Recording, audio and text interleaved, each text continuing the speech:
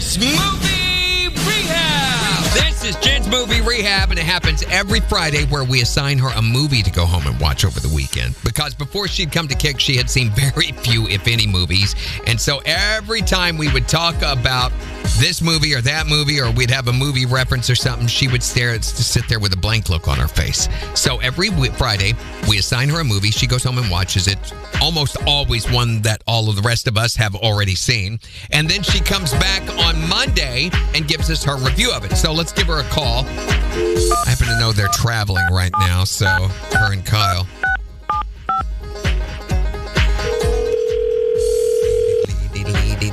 Hello. What you doing? Kyle and I are driving and heading out of town. What are you doing? I'm at work. I am committed to our audience, and I care about the show. So I showed up for work this morning rather than leaving, which apparently you're really good at. You're really good at slaving over a hot mic, aren't you? Slaving over a hot microphone, cranking out this country music, and to what appreciation. Anyway, you thought you were probably going to get out of your movie assignment this weekend. Kyle, no, we can't do that. I'm sorry. Kyle, I guess there's someone flagging us down on the side of the road. A hitchhiker? No, we're not going to pick him up, yeah, you got to stop and pick up the hitchhiker, Jen. No, I'm not going to pick up. We don't know who that is. Everybody knows that when you stop on a deserted road and pick up a hitchhiker, it's always a positive situation. That's how you lose like a kidney or something, Randy. Karma. Kyle, we're not going to pick him up. Just keep driving. Oh, my God. There'll be another one here in a little while. Oh, I'm sure there will. We're not going to pick them up either. Right, honey? Okay, here's your movie assignment for this weekend. You ready? Yes. This weekend, because we are in October and we're doing all scary movies, we're assigning you the 2004 movie, The Grudge. Okay, what's that? So it's a movie directed by Takashi Shimizu. It was originally written by Steven Susko and produced by Sam Raimi, so you know it's going to be good. It's a remake, actually, of the 2002 Japanese horror film called Ju-On. It is the first installment in the Grudge film series. Stars Sarah Michelle Gellar. It's about an American nurse that lives and works in Tokyo, and she's exposed to this mysterious curse, one that locks a person into a powerful rage before claiming their life and spreading them to another victim. Is this the one where she's got the hand coming out of her head or something like that? You remember that from the trailer? I've seen clips of this. Yeah, she's taking a shower and the hand comes out of the hair. Oh, it's so cool. There are so many special effects thing in this movie that is so cool. The whole jerky movement thing that is now so prevalent in horror movies started in this movie. Yeah, we could just watch Good Will Hunting instead. That would be cool, too. Oh, that's way too scary. You're not ready for that yet. But you can watch this for free on Tubi or on Fossum. Happy Halloween. They've got their whole Halloween lineup on Fossum. Fossum Horror also has it on there for free, or you can pay for it on some of the other sites. But I'm going to guess this one is not kid-friendly. Nope. Not unless you want them to wake up screaming late at night or to make that weird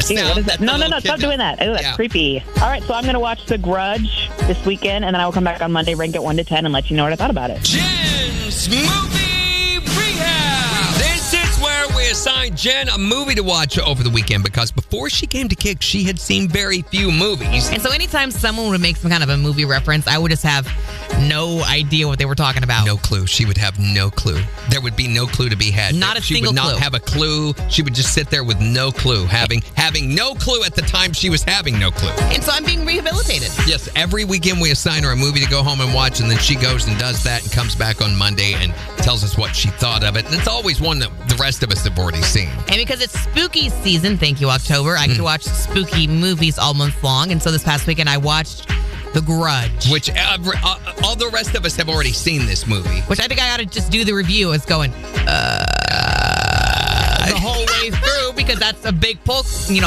of what this movie even was.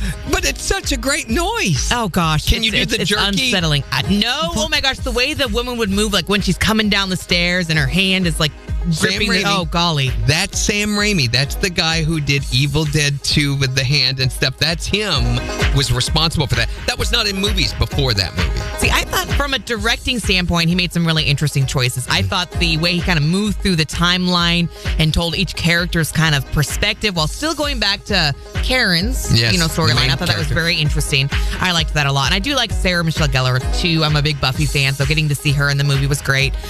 There were a lot of jump scares in this movie way more than I feel like any other movie that you've assigned. This was like jump scare every couple of minutes, which is really unsettling. My favorite thing in a movie. Oh, gosh, I'll take that any day over gore or anything else. I like to be scared. And then actually, though, finding out the full story of what had happened with, the mother and the son and the cat.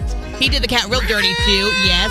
And then just how it's affected the, anyone who even comes in contact with the house at that point. I mean, that was one thing. I don't like the ending of this movie because there is nothing good that comes from it. No, and at all. There never is from any of the Grudge movies. So this started a franchise, and the Grudge, I don't think Sarah Michelle Gellar's in the second one, but the story continues, and it moves outside the house. It goes with people, the Grudge curse. And by the way, the Ju-on phenomena in Japan is a very well-known common long before the movies or anything. This is like a superstition as common as the number 13 is with us. Yeah.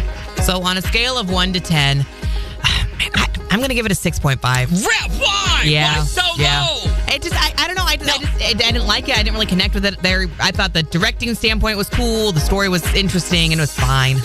But it was so bad about it, though. You can't give low scores just because it scares you. No, I don't think so. And I don't think so. And I've tried to be fair and unbiased in the past with my scores. I don't know. I thought it was predictable in some points. As soon as you kind of figured out the formula of what's going on, I was like, okay, this is what's going to happen.